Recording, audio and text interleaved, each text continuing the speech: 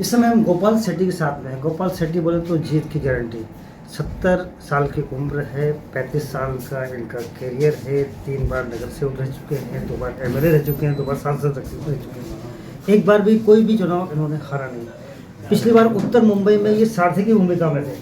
पीयूष गोयल के लिए आप सारथी थे, गोपाल गोयल श्री कृष्ण सारथी रखे, बगैर हथियार उठाए अपने पीयूष गोयल को चुनाव जिता दिया। इस बार हथियार उठाने की जरूरत क्यों पड़ी साहब? देखिए, मैं कोई विधानसभा का चुनाव लड़ने के लिए मिलना चाहिए इसलिए कोई मैं दावेदार नहीं था। मैं कोई पार्टी के नेताओं को मिला नहीं मुझे टिकट दो करके, लेकिन निश्चित कार्यकर्ताओं ने इच्छा जताई थी। पार्टी ने जब पब्लिक में से सर्वे लिया तो पब्लिक ने सामने से नाम दिया कि वह गोपाल भाई का नाम क्यों नहीं है इस लिस्ट में करके, और पब्लिक ने अपना ओपिनियन दिया कि गोपाल भाई होने चाहिए करके। ऐसा करते करते बहुत नाम ऊपर चला गया और फिर वर्तमान विधायक को कोई कारण से टिकट नहीं देने का ये हुआ। फिर टीवी में बातें चलने लगी, हो सकता है गोपाल शेट्टी को देंगे, फिर बहुत चला।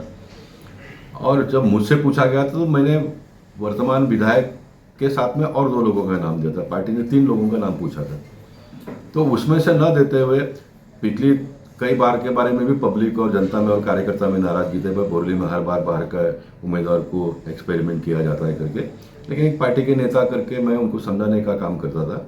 और फिर चौथी बार भी जब बाहर के उम्मीदवार का नाम आया तो फिर मुझे लगा कि ये बहुत गलत हो रहा है। कम से कम मेरे जैसे कार्यकर्ता के साथ, पार्टी के लिए तो मैं कार्यकर्ता हूँ, जनता के लिए हो सकता है मैं नेता हूँ हो गया होगा, लेकिन मेरे साथ में भी बात नहीं करना और इस प्रकार का निर्णय करना ये गलत है। और दूसरी बात मैं आपको बताता हूँ, अभी मैंने आज से ही बोलना प्रारंभ किया। मैं ये चुनाव 90% बोरीवली के अस्मिता के लिए, बोरीवली के मतदाताओं के स्वाभिमान और सम्मान के लिए लड़ रहा हूँ। 10% ये चुनाव मैं मेरे लिए लड़ रहा हूँ, क्योंकि पॉलिटिक्स में अनाप शनाप आरोप लगाए जाते हैं लोगों के ऊपर। मैं ये नहीं करता कि मेरे पार्टी के लोगों के ऊपर ही, अन्य पार्टी के लोगों के ऊपर भी गलत आरोप लगाए जाते हैं और किसी की भी आबरू को मलिन करने का प्रयास होता है, तो वो भी ना हो। क्योंकि मैं जैसा इतना इंटैक्ट जीवन में जिया है और मैं जनता को ये भी बता दूंगा कि किस प्रकार से बदनाम किया जाता है, तो उस आरोपों को भी, एक तो बाहर का उम्मीदवार क्यों नहीं होना चाहिए, तो अनेक कारणों में एक ये भी है, यहाँ का कोई उम्मीदवार होता तो वो जानता है कि हमारे पहले के नेता कैसे हैं, कार्यकर्ता कैसे हैं, जनता कैसी है। अब ये बाहर के सुनील राणे जब यहाँ पर आए तो उनको किसी ने कहा कि गोपाल शेट्टी के पास 92 फ्लैट है एसआरए में, और उन्होंने बोलना प्रारंभ कर दिया। तो मैंने उनको चैलेंज किया कि तुम 92 तो छोड़ दो, 1 लाख बता दो, 1 लाख बता दो और मुझे बख्शिश ले जाओ करके। फिर उनको लगा कि नहीं मुझे गलत, मैं तुम कैसे जवाबदार आदमी हो, किसी का भी सुनकर इस तरह के कैसे बातें कर सकते हो।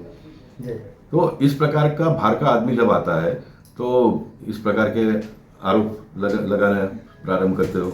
आप कोई मतदार संघ में जाओ, उस मतदार संघ को जानो, वहाँ के लोगों को जानो, पहले के नेताओं ने क्या क्या किया है उसको जानो।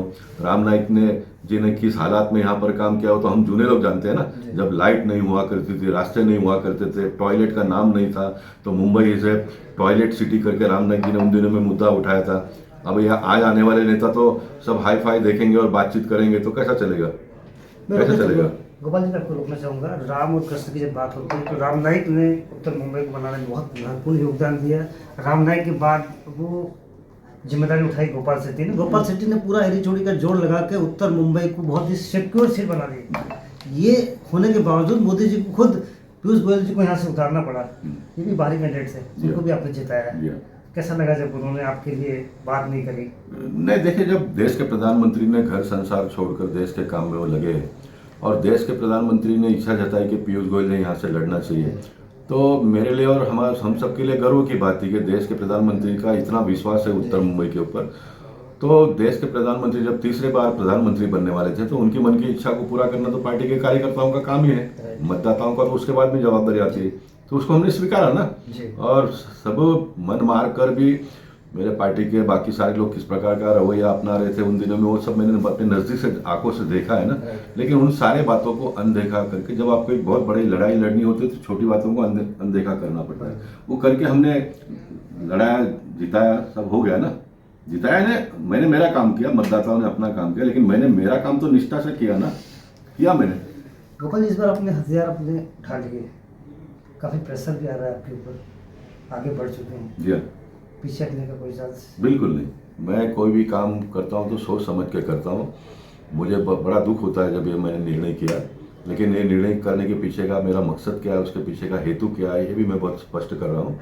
और पीछे हटना तो भारतीय जनता पार्टी ने सिखाया नहीं, कदम आगे बढ़ाया जाए, ये गीत भी है और संघ ने हमको सिखाया है, आगे ही बढ़ना है, पीछे मुड़कर कभी देखना ही नहीं है, गोपाल जी, संकट कभी कितना भी आए। ऐसे भी चांस है कि लास्ट मोमेंट पे पार्टी चाहेगी कि एक जिम्मेदार वफादार गोपाल शेट्टी है, इसको वापस टिकट दे दिया जाए, ये संभावना लगती है आपको? देखिए नाम वापसी का समय है, सवाल कितनी उम्मीद है आपको? सवाल टिकट देने का बात इसलिए भी नहीं आता कि मैंने टिकट मांगा ही नहीं था, तो मैंने टिकट मांगा ही नहीं था। नाम वापसी का समय है जी हाँ, 1% 2% कोई संभावना लगती है पार्टी अपना फैसला बदल दे? बहुत बड़ी पार्टी है भारतीय जनता पार्टी, और पार्टी को ऐसा फैसला बदलना इतना आसान नहीं होता है। एक जगह पे आप बदलोगे तो फिर सब जगह पे इस प्रकार का निर्णय करने के लिए कार्यकर्ता मजबूर भी करते हैं पार्टी को, और पार्टी नहीं करेगी ऐसा मुझे लगता है। लेकिन मैंने अपील किया है कि मैं सभी राजनीतिक पार्टी के लोगों ने मुझे इस बात पर समर्थन करना चाहिए। अगर मेरे पार्टी के लोगों को लगता है कि गलतियां होती है ना, कार्यकर्ता से गलती होती है तो नेताओं से भी गलती होती है, तो ऐसा लगता है कि कहीं ना कहीं चूक हुई है तो उन्होंने अपना मन बनाना चाहिए। स्पेशल केस में स्पेशल आदमी के साथ ये तो कुछ संभावना बनती है सर? नहीं, मैं ऐसा मानता नहीं कि मैं एक बहुत स्पेशल हूँ करके, बहुत देश में स्पेशल नहीं होते। सुनिए ना, आपके सवाल का जवाब देता ना मैं। बहुत सारे स्पेशल लोग हैं, और बहुत सारे स्पेशल लोग सिर्फ भारतीय जनता पार्टी में नहीं है, अन्य पार्टियों में भी है। भारतीय जनता पार्टी में अधिक लोग हैं, इस बात से मैं सहमत हूँ। मैं इस बात का भी दावा नहीं करता हूँ कि भारतीय जनता पार्टी में 100% लोग सही है और बहुत अच्छे है करके। पार्टी है ना, जो आता है वैसे उसको स्वीकारना पड़ता है, उसको चलाना पड़ता है। मैं जिस दिन आया था पार्टी में तो मैं आज का गोपाल शेट्टी नहीं था, बराबर है, लेकिन इस पार्टी ने मुझे बनाया ना। तो पार्टी में अच्छे बुरे लोग होते हैं, लेकिन भारतीय जनता पार्टी में अधिक से अधिक अच्छे लोग हैं।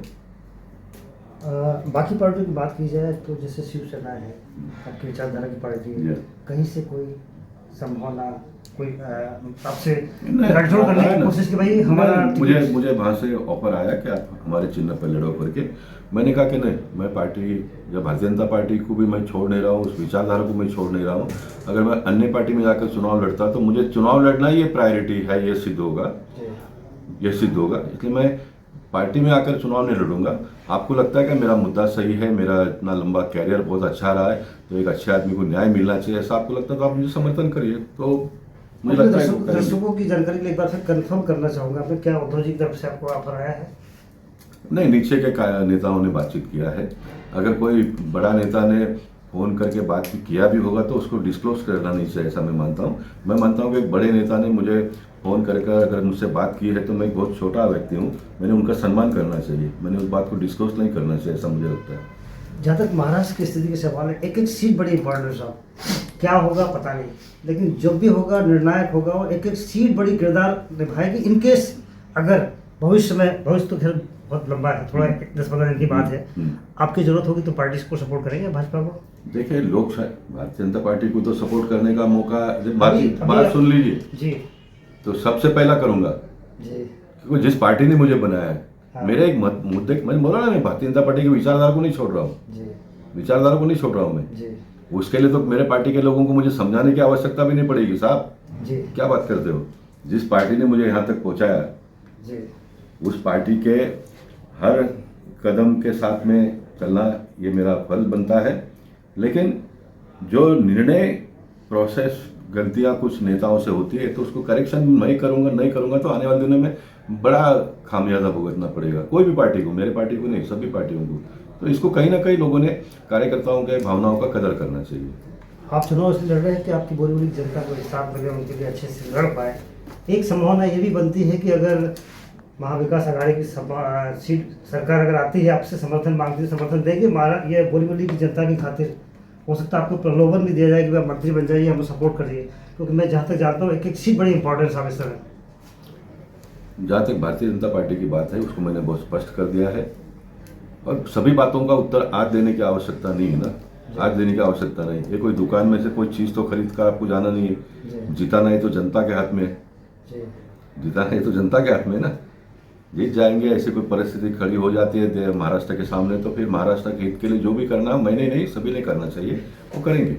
महाराष्ट्र के हित के लिए जो भी करना होगा करेंगे। यह तो गोपाल शेट्टी